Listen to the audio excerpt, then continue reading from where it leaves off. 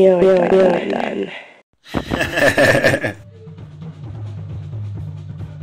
Man, ting, what's bothering me, bro? I'm done with this relationship, man. I'm done, man. I don't want to do this now. Oh, she did what? What do you mean she did that? Raw. Serious. No kind of things there. Why? Get out of here. Yeah, Little Black Book Show. We talk about relationships. Oh, hey.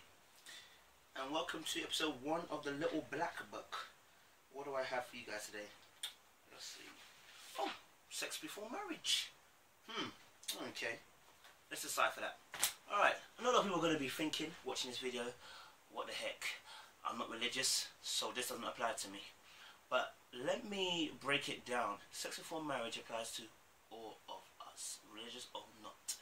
Why? Because you only have to look at our current crop of generation of youngsters and how they view relationships, how marriages are breaking up more and more than ever before. Why? Well, because people are not taking time to actually slow down and actually analyze what the other person is truly like. Okay, let me give an example. This is what sex does. There's a shop that's just opened up, right? And 2 people have gone past this shop.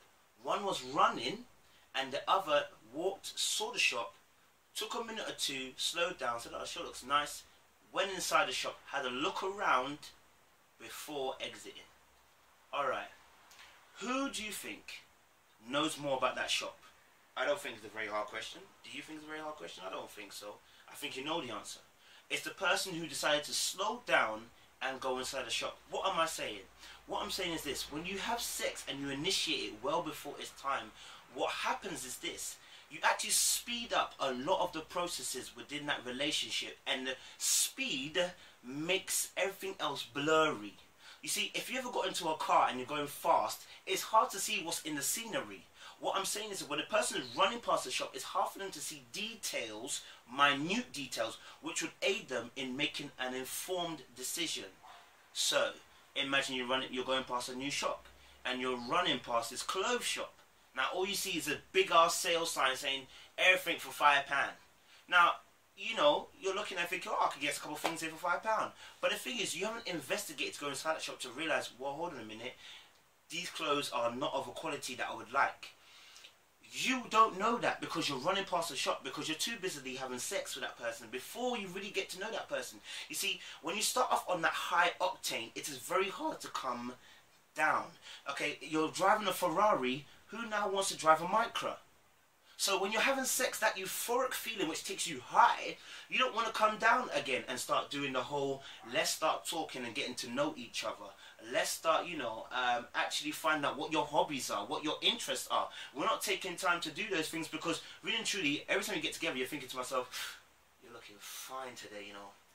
Whoo, blow cool. Let me just tap that one time again quickly. And everything becomes about what? Sex.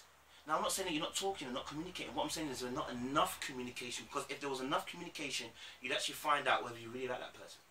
You see, everybody's got a dark side. That's not a problem. We're human beings. We've all got flaws. But if you're busily having sex, you're in a Ferrari, driving past the scenery, and you're trying to see details, and you cannot see those details. Therefore, you cannot make an informed decision. You cannot make a sensible decision because you're running on emotions, and emotions, as you well know, can cloud your good judgment. So, what I'm talking about, sex before marriage, well, I'm talking about right now sex in a relationship that makes things go too quickly. But if we talk about marriage, right, the reason why I'm saying marriage is so important is because it breeds patience in the 2 people who are about to get together. You see, are you in a relationship just because you want to be in a relationship for a year or 2? I know people don't get into relationships for temporary basis.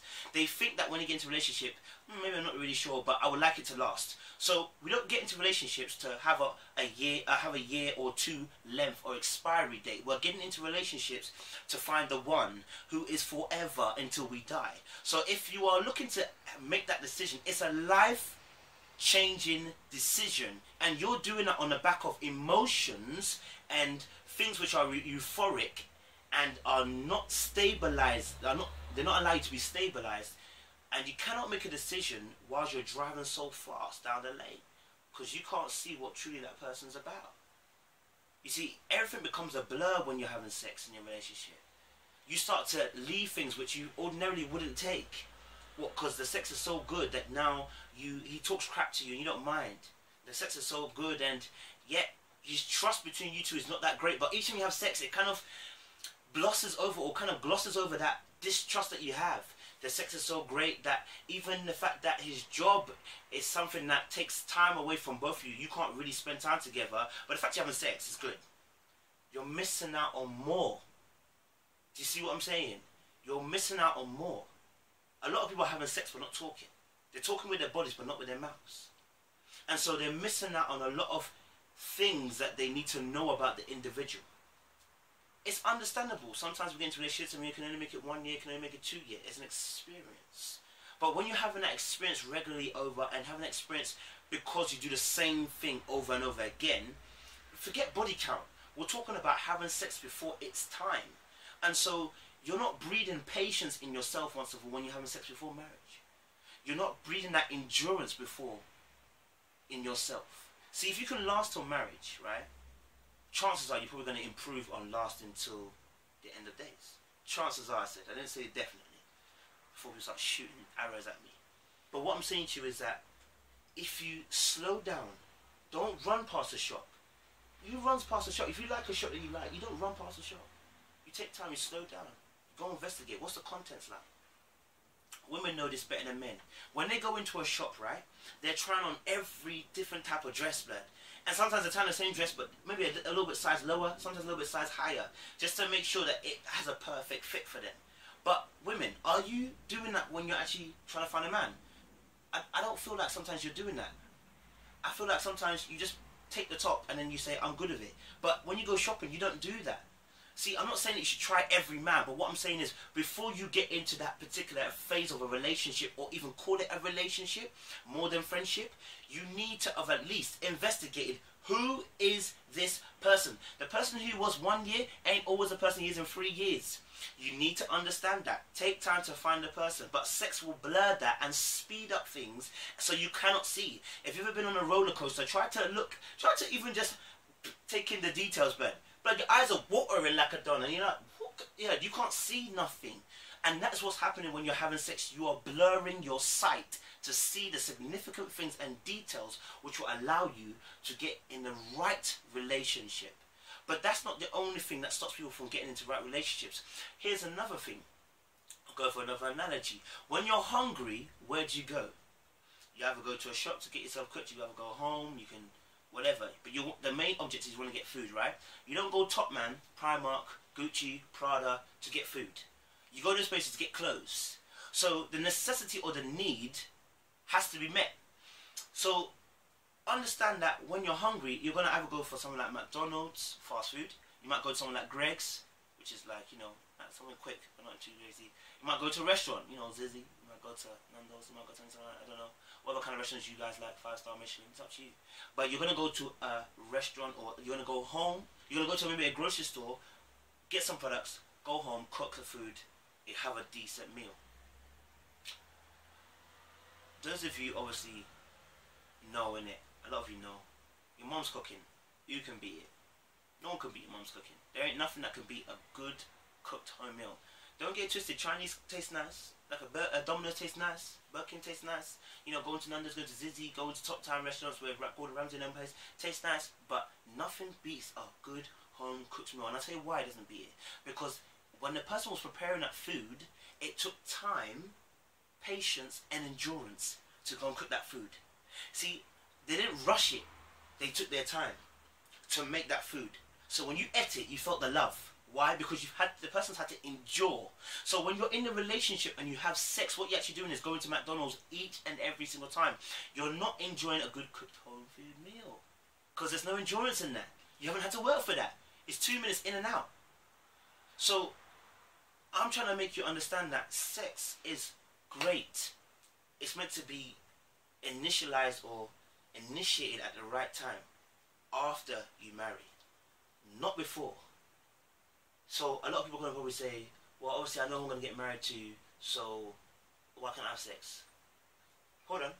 People have been left at the altar. 1. 2, blood. When some sins come out, blood, at the altar, and then the marriage doesn't happen. 3, you don't know what happens tomorrow. You don't know what happens tomorrow. You don't know how. As I said, you don't know what happens tomorrow, so you can't guarantee that you're going to marry that person. How many people have said they're going to marry, they haven't married? I'm not saying that, you know, people don't get married. I'm just letting you guys know. Tomorrow's not given. And what you think you know, you don't always know.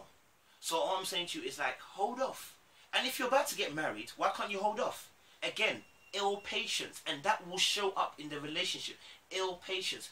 Here's the thing. I'm not saying if you don't get married and you can't last a lifetime. I'm not saying that. But we know that once you put the ring on, you're committing. You see, when you say the word committing and you committed to the relationship, things change. Now the mind of the person changed because they realize in all my days, this is forever. When you don't get married, you always have the slight back door ready for yourself and say to myself, well, blood, I can always exit this relationship when I need to. There is no baggage. But when you get married, there's always baggage, right? The paperwork's baggage. If you have kids, it's baggage. You know what I'm saying? You've been with that person you've had to go for a wedding process. Now you're embarrassed to even say you're divorced, blood. But we've got to a generation point now where people are not even embarrassed to say they're divorced. They're not embarrassed. I'm not saying it like a bad thing, like I'm cussing people. I'm just saying we've got to a stage where divorce has become so normalized that people just do it off the cuff. Oh, I get divorced. No, I got another divorce. That's what I'm saying. I'm not saying that when people get divorced is a particularly bad. Something is divorce, it needs to happen. But what I'm saying is, are you slowing down? Forget what your parents did. Forget what your friends are doing. Are you slowing down to find out who that person right next to you is? Are you just going to be having sex and not really communicating with that person? Do you really truly know the dark side of that person? Sex will make you speed up. You wouldn't run past the shop if you wanted to buy something from that shop. You would actually go into that shop to find out, really and truly, is that shop selling the content and the quality that I require? Sex is not a product and a service to be bought and to be sold. But it's something, a gift that you give onto each other to have an intimacy, unlike none other. So don't sell yourself short. All I'm saying to you is, understand that everybody's got a dark past. But if you don't slow down, you ain't never going to see that dark past, or see that dark side of that person, because you're not able to see the minute details of that person. Hey man, that's me done for the day. I'm going back to my little book. I hope you enjoyed. See you for episode 2.